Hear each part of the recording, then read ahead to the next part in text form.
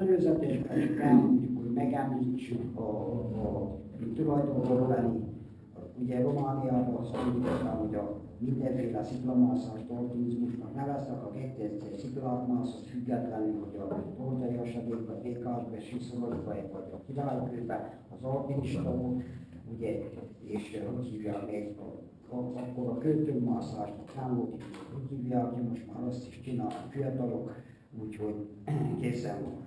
Tehát itt a Nemzetközi Alpin Szövetség mintájára kialakítottak egy fokozati skálát, ami az alpesi utak, mászó utak nehézségeit ossza meg, és ez nagyjából hasonlít a nemzetközi ötjére azzal a különbséggel, hogy ami Ausztriában az Alpokban 4-es, az itt nálunk 2-s. A Román Hegymászó Szövetség ugye szintén 6-os skálát állapított meg, aztán az 57-es az állandósult mostanáig, és ettől arra felé, hogy 10-11-et azt egy kalap alá veszik, mert azban az akrobatikus alpinizmus, arról mi nem is fogunk beszélni.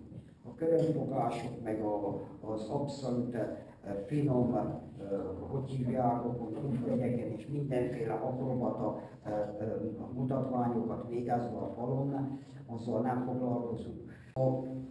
Az homologálásoknál, hogy hívják, állandó kompromisszum, mert itt azért nincs egy rend Romániában, mert úgy volt, hogy a legnehezebb kötélyhossz határozza meg az illető mászónak a fokozatát.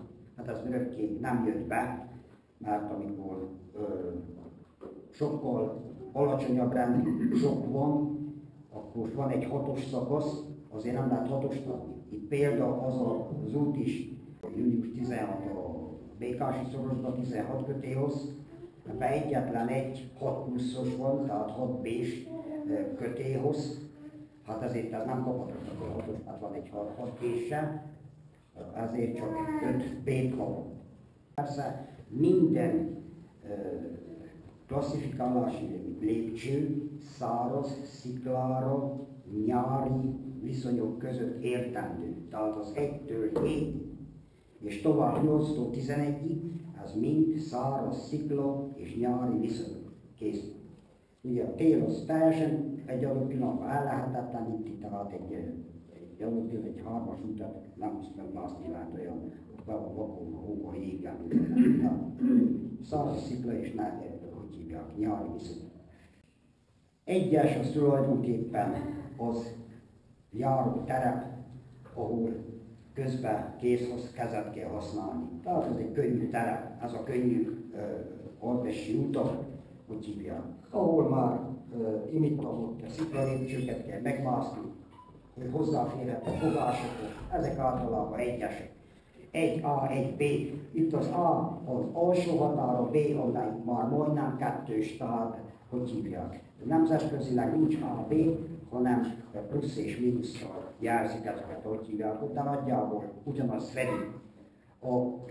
Ilyen 1-es utakra például Királykőben, a középőt, Kelinecvőt, felfele, az 1B, a Völgyelukú Fereasztra, tehát vannak ilyen utak, amelyek 1-es jelzésűek. Ezek a legtöbb alpesi szakadékvölgy, úgyhogy a Görbinél, ez Korus, hát a Merin az mondjuk az üti a 2-s, úgyhogy nagyjából így van.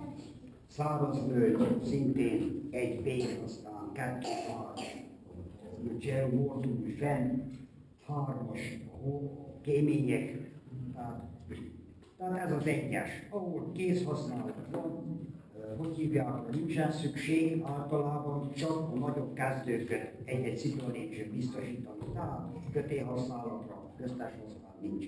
A 2-s az a nehezebb, tehát a közepes nehézségű terepek, amelyiknél már több mászószakasz van. 2-s utakra például mondok a Merin völgye, Na, hát kettősnek még megemlíthetem, hogy ugye az oltárkő keleti gerincét mászta. Az első 3 kötélosz az 2B, és hogy hívják, aztán jön egy 3-as szakasz, aztán 2 4-es szakasz, és 3-asról végződik megint. A 3-asok az már a nehéz kategóriába esik, azok már a nehéz sziklautak. Tehát a 3-asokra több példa is van, ugye a Cohárban ott van a vöröskémény, a gerince megy az ember, akkor a harmadik kötélosz még a jó kemény 4-es, még az 5 mínuszt is súrolja.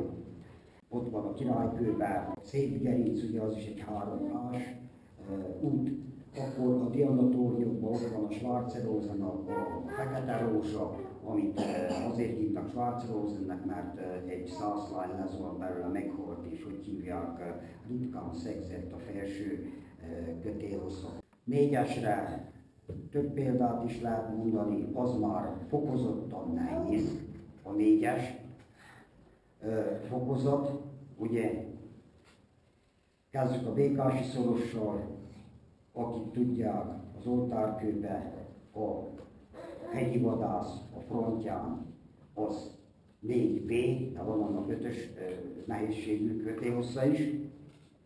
A keleti gerincet is 4A-ra klasszifikálták, a klasszikus az is 4-es. A Cohártba a centrál és a genciána mind a kettő 4-es, az egyik A, a másik B, centrál A, a genciána 4B-s. Királykőben azok a szép gerincek, például az Erkeszar, a Carmine Capre, az is 4-es, gyönyörű traszé, vagy a Piticum mellette. Az 5-ös az már a nagyon nehéz kategória, és ugye abból már jó bővön van, tehát a Királykőnek a nehéz útja azok mind a nehéz utak azok mind 5-ösök. Minden zónában, a Kölinec zónában, a Diana zónában folytathassuk, a nagy bőrgetek zónában, bárhol, a nehezek azok mind 5-ösök, mert a Királykőnek egyetlen 6-ossa van, mert ugye hozták azt a rendelkező szintén a Fereteánál, hogyha nincs meg a 300 méter szintkülönbség, akkor nem kapassa meg a 6-ost. És ez sem nem jött ki egészen, de Gardner Valentinnak mászott a Adinain Kiszel szakadékvölgyben egy 6-ost, amire megkapta a 6-ost a Királykőben. Az egy van, több 6-os nincs. Viszont 5-ös, a Békási szorosban nagyon sok 5-ös van. Itt kezdhetem a Nyírfacsorbától, kezdhetem a július 16-tól folytatható, a Nagy Szurpromba, a Bardocfal, a Nagy Kémény 5B-s, amit Semmatély mászott először a Bardocfalba, tehát 5-ösök vannak. Királykőben is van elég, ugye, hogy hívják ott az augusztus 23, a Diana kerületben, a Fissura Averti, a Centrál, stb. Készen van, úgyhogy 5-ösből van bőségesen. A 6-os az az extrém nehézségi fokozat, ugye, amelyből kevesebb van, de ugye itt hosszak is, nehezek, fogások kicsik, áthajlások, nem ritkán plafonok, kémények nagy magasságban. Ezek mind a 6-os kategóriába esnek. A Békási szorosba versük lentről a krüvészrepedést, a Fissura Artét, amelyiket Alexandr Szándor Floricsójuk mászott meg elsőnek, mellett ott Y-ba szóltuk, amelyik szintén 6B-s, aztán ott az interszektált felfele, a Tour de Fildes, akkor ugye, amiket mi szegeltük, a székelyek, a bányász, mind a kettő 6A-s, a Santinellában, az Örkőben, ott az Örkő, klasszikus trasszé, a Santinella, hogy hívják mellette közvetlenül, amit télen nyomáztunk meg elsőnek az Armáté, az is 6B-s, úgyhogy kemény 6-osok vannak. A Bucsecsben is bővön van, ugye az ország azóta csináltak nehezebb, nem tudom, a Subsperance, a Fejérvölgy, a Falába, ezt tartották az a legnehezebbnek, ugye mellett a kékrepedésnek a két variánsa szemben, mert az egy plafonon megy át, a a 6B-s változat, másik a legyek falán kitér, az a hatásváltozat, mellett lesz ez az 5-ös polikánul, 5-ös fissura multikulturita, 5-ös, aztán még a Cánkomikben is van egy 5-ös a Hermann úr, és így tovább. Na de hát nem folytatom, mert lehet, hogy sokaknak közületek nem mondnak ezek a számok semmit, ezeket csak azt tudja, aki mászta őket és foglalkozott vele, de kívánom, hogy aki ezzel a szép eljegyezte magát és tovább akar lépni, hogy ezekből valamelyiket, vagy akár az egészet, amit megsoroltam, hogy legyen a palettáján. Hát ennyit a mászútok klasszifikálásáról, hogy hívják. Na most, mivel ezeknél tartottunk, azért néhány szót szólok nektek a mesterséges mászásról, amelyik egyre inkább teret veszít, viszont nem, tehát a nagy falakban, kérem szépen, és a világ nagy falaiban nagyon is kívül, mert ott nincsen lehetőség, tehát ott muszáj betenni az éket, muszáj bevenni a szeget, muszáj a flindet betenni, és esetleg méterről méterre létrákat, hogy hívják. Hát ugye a mesterséges mászás nem más, mint majdnem fogásmentes falon egy vagy 4 sorokon végigmenni. Hát ugye vannak hevedér létrák is, de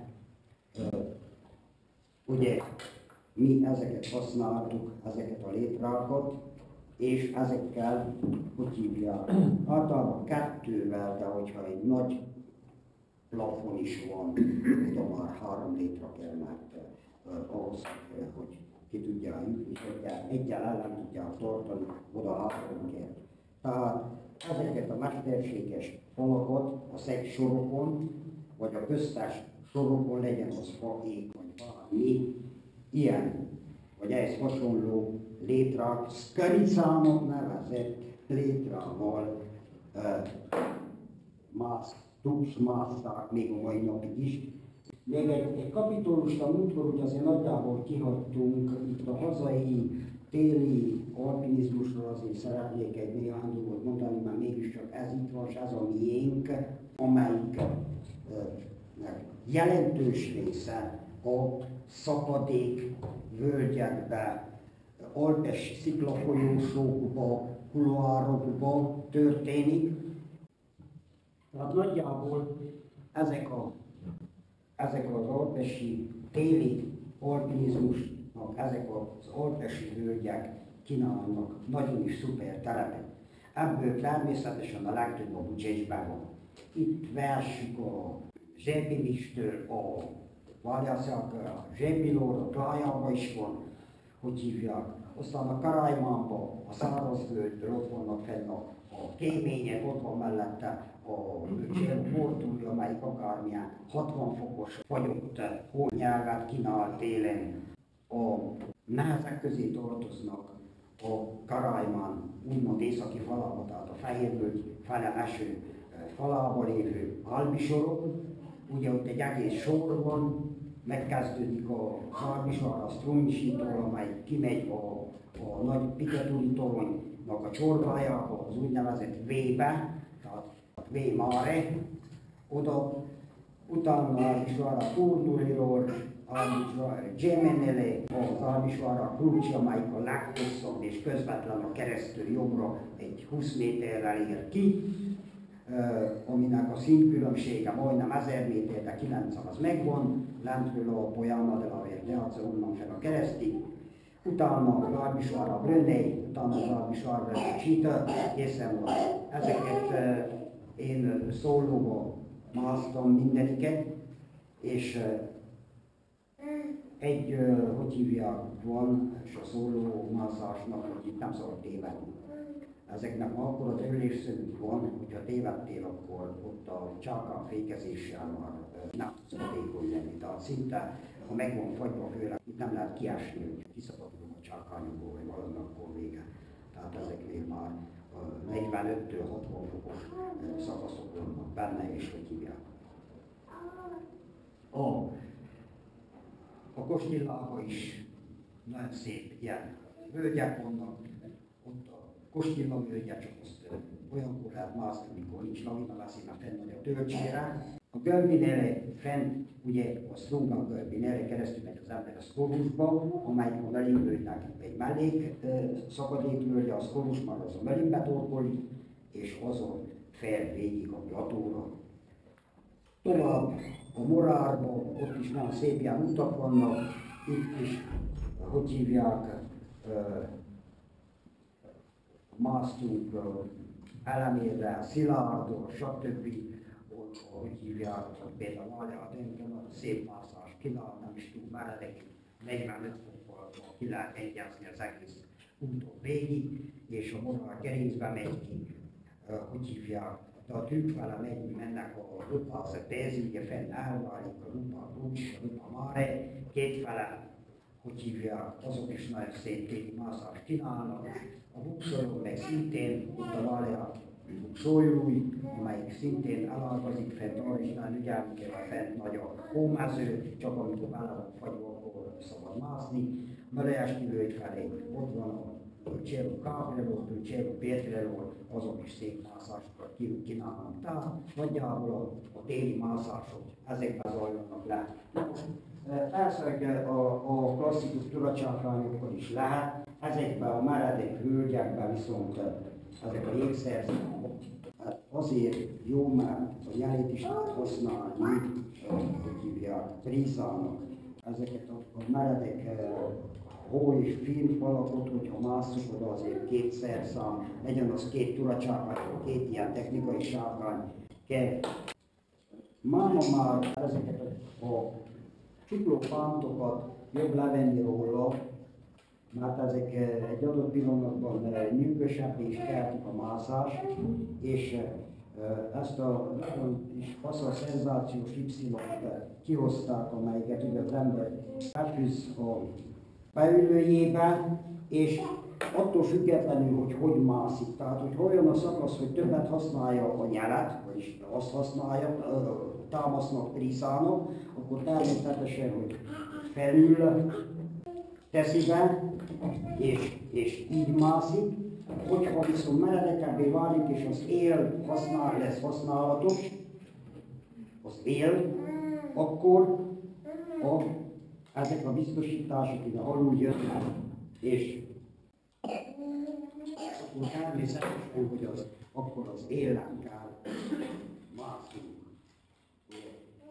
Tehát nagyjából ezekről a téli mászásokról ennyi. A múltkor a legegyszerűbb, tehát azt a borítsomot megmutattam, hogy a kötéllel be lehet kötni egyszerűen. Kezdjük mindjárt azzal a bekötő csomóval, amelyiket mámok használnak. Ez az úgynevezett 8-as, amelyik azzal kezdődik, hogy egy ilyen 8-as csinálunk. És majd 1 méteres szabad végét azt átvisszük a beülőn. Nem ebbe a gyűrűbe, ebből a gyűrűből lehet rakterezni, téli, biztosítást, ezt is ahhoz lehet, de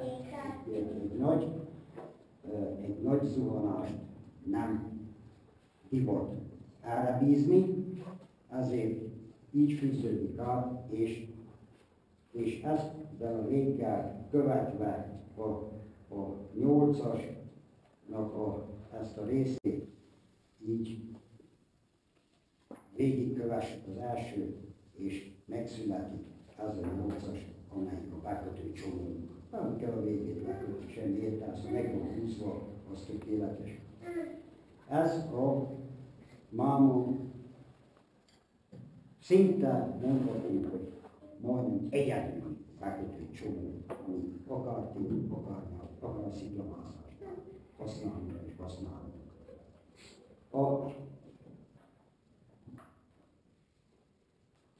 Egy következő csomóról szeretnék szólni, amelyiknek több neve is van, nevezik Kabesztánnak, Mászlóknak, meg a némettel az Árbosz csomó, Mász az Árboszot jelent, az Árbosz csomó az Mászló, és magyarul viszont szorító 8-asnak nevezik, hogy hívják? Hát az így néz ki egy ilyen csomó, ilyen szépen.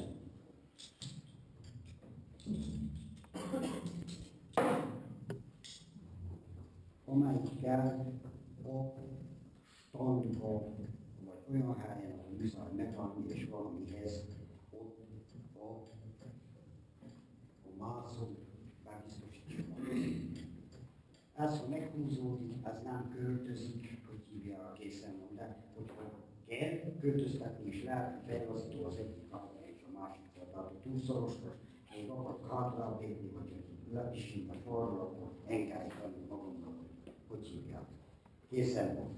Ez viszont azt is tudni kell, hogy erre nincs olyan lehetőség, hogy az ember ott a lényen megcsinálósít, mert mind a két kezem szabadcsodta, hogy hívják. Mert amikor egy stand például létrából történik a standolás, vagy 3 centi párkányon, amikor felértem, akkor én kell kapaszkodjak, és csak annyi lehetőségem van, hogy esetleg az egyik biztosító szerint bekezdeni, készen van.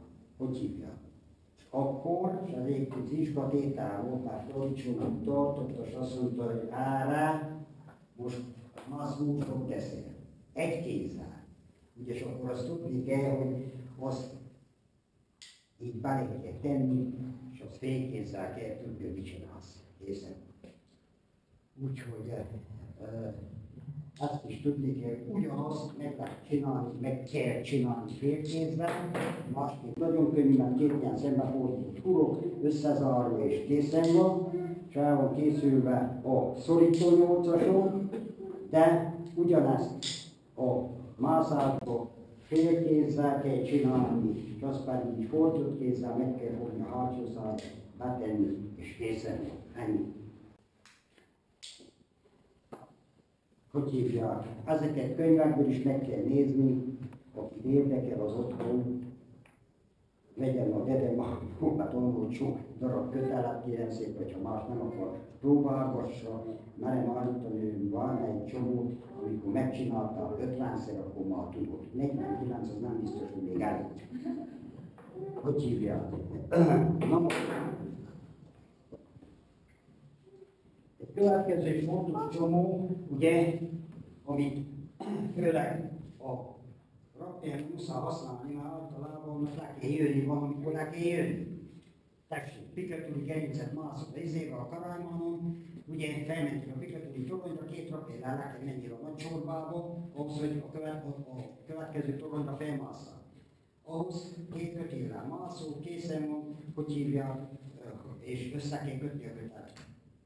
Hát valamikor még a Kárgel idejében, az csak ennyiből állt, hogy 2 ilyen esetben bíztak, aztán a bizalmat valami miatt elvesztették ebbe a színplapokba, na akkor így nézett ki, ahogy hívják, a kötélnek az összekötése, hogy hívják, és azután már ezt komolyabban oldják még egy kicsivel, úgyhogy ezt 2-szer tekeredik rá, így, és alatta visszabújik, a másik fele szintén 2-szer rátekeredik, alatta visszabújik,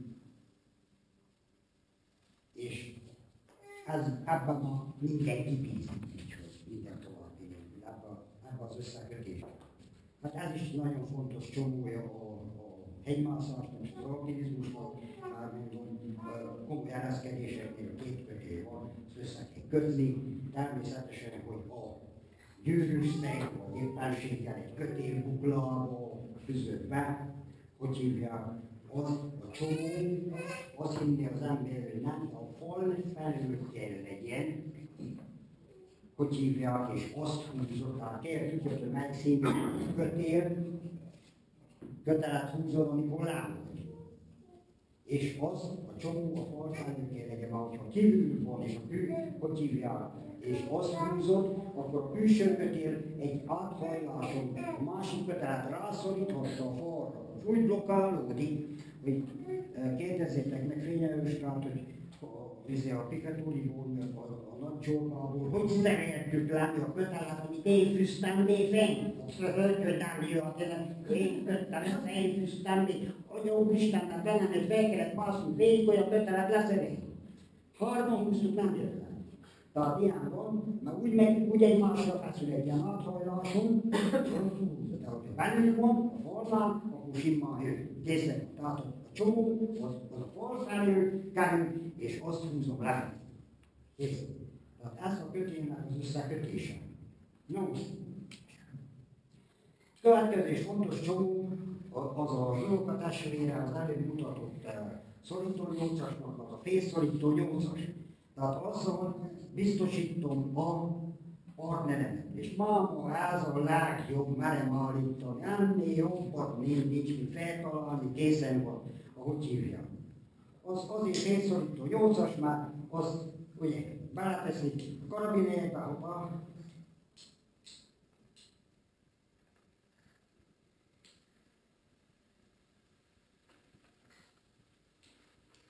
így.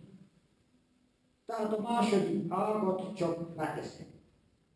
És akkor kérem szépen, az húzom saját magát is szorítsa, de fut, és ezzel biztosítom a szekundot. Ha az előmászót a szekund biztosítja, akkor már innen történik, vagy a szegyből meg kell nyújtani egy expresszel, hogy akkor tudja manipulálni ezt a hírat. Hát ez az úgynevezett félszorító 8-as, ez, amit használunk a partnerbiztosítás. Még vannak csomók, sok minden nem térünk ki, még egyre kitérünk, mert az azért nagyon fontos, arra az úgynevezett Russzi csomóra, amely ilyen szépen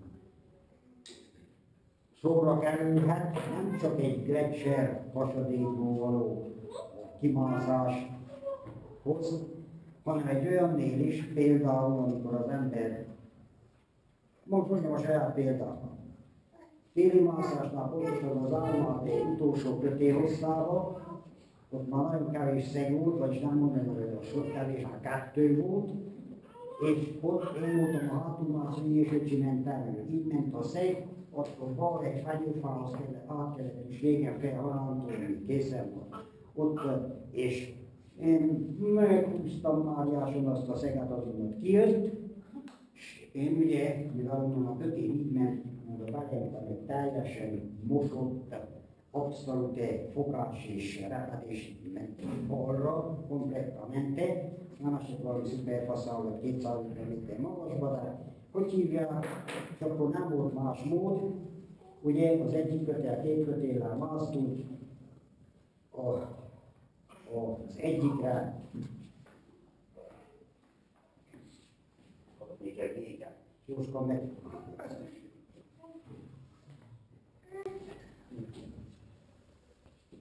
A Russzi csomó tulajdonképpen egy dupla dolog. Tehát készen van.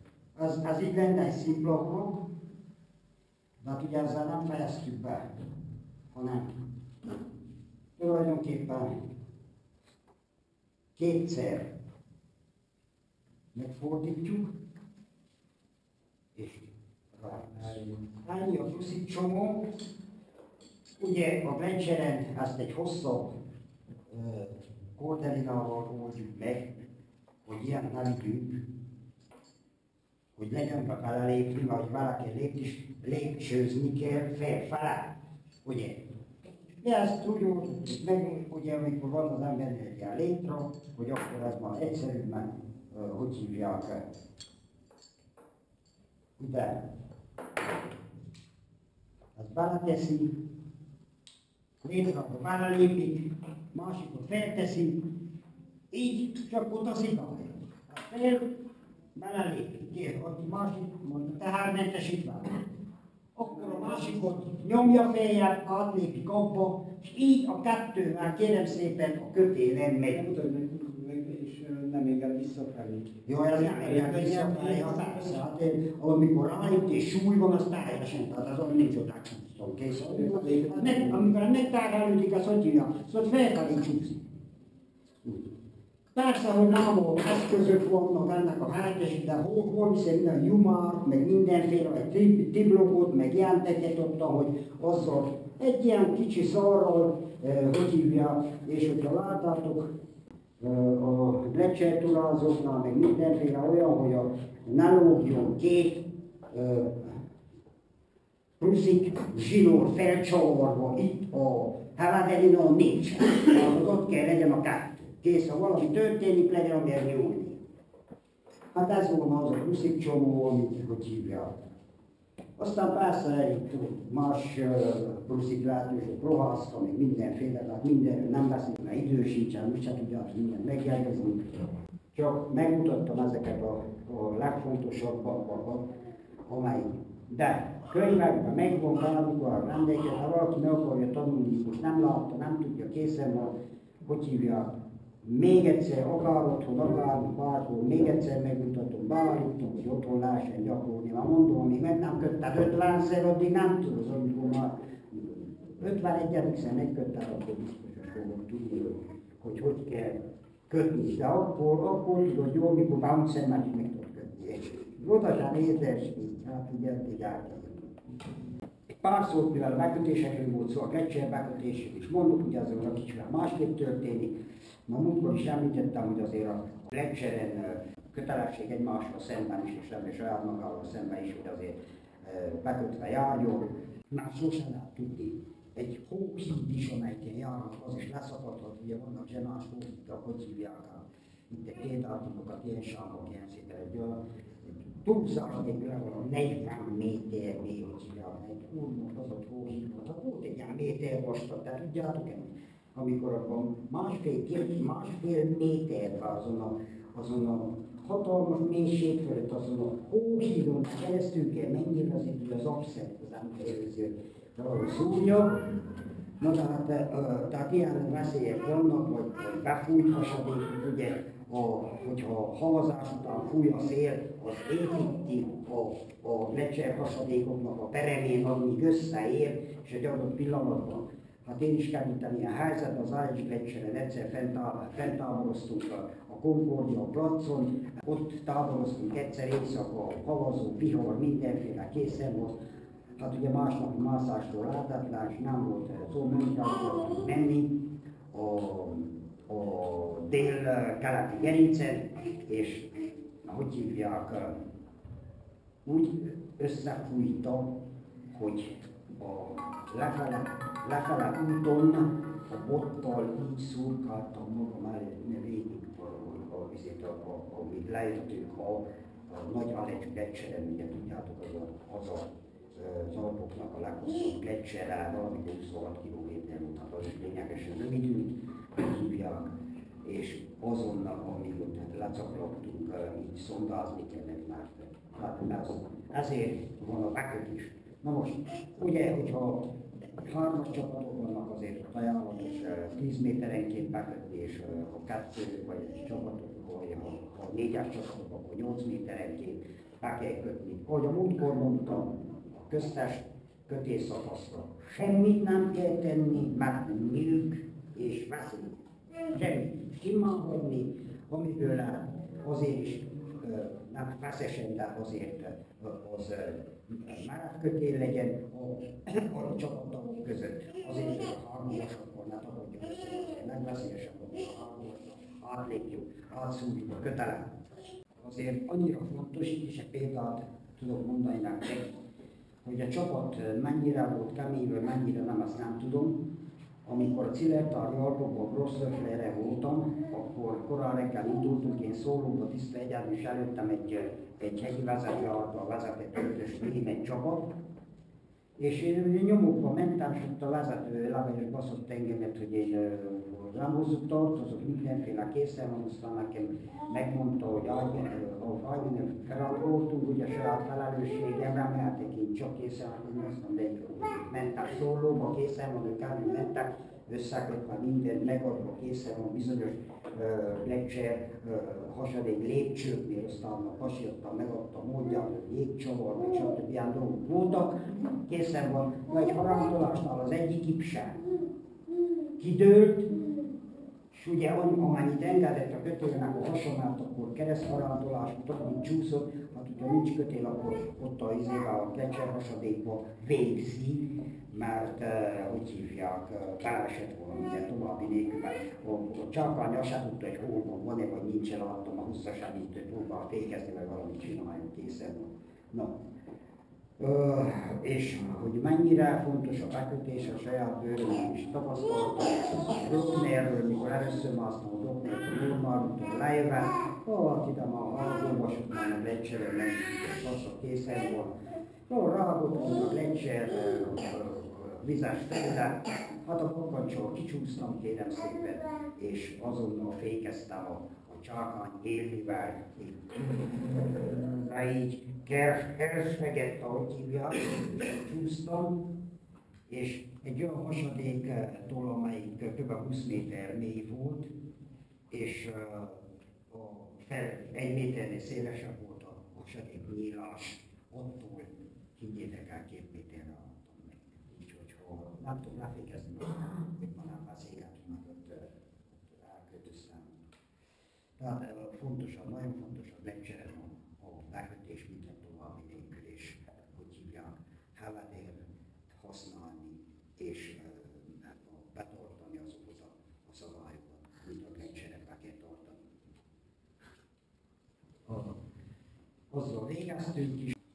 Annyit még, aki nem tudja, az meg vannak olyan telepek, ahhoz a hátizsakot fel kell egyenlíteni. Mászol a tulajcsákányon, és jön egy sziklatelep, hogyha a csuklóhevederen hagyod a csákány, akkor harangoz úgy, mint a menasági harang, verődik mindenhol a sziklához, hogy hívják, és még akadozik is, mert nincs mit csinálni csákányi, muszáj kezedet használni, készen van. Hát akkor a csákány le kell is ide, hogy hívják mögé, ide meg kell szúrni a hátizsák mögé. Addig megáll, készen van, amikor persze nem elhagy a hátizsák, amit van benne, így a hátizsáknak a pártja mögé ide beszúrod, így hátul, és hogy hívják. És onnan egy húzással elérhet el, amikor szükséges.